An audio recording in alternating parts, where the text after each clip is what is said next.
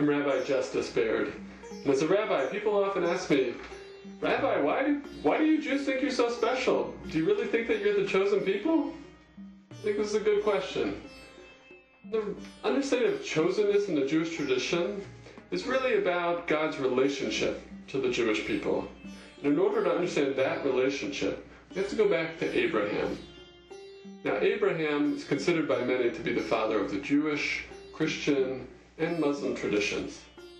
Now, Abraham had two sons. His first son, Ishmael, whose mother was Hagar, and his son, Isaac, whose mother was Sarah. And what's interesting about these two sons is that in the sacred scriptures of the Jewish people, in the Torah itself, we read that God is going to bless both Ishmael and Isaac to become a great nation. And in fact, the Hebrew phrase for great nation, Goy Gadol, is exactly the same when it's used for Ishmael and for Isaac. In other words, from the earliest sacred Jewish scriptures, we learn that yes, God has a special, unique relationship with the Jewish people, but that relationship is not exclusive. Jews learn from our earliest teachings that God has unique relationships not just with the Jewish people, but with many other peoples as well. This teaching, for me, is not just a religious teaching, it's also a very personal teaching. My wife and I, we have two sons. Actually, they're twins.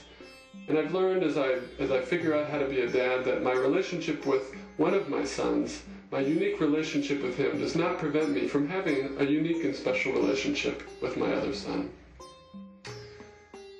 God is much bigger than any one religious tradition.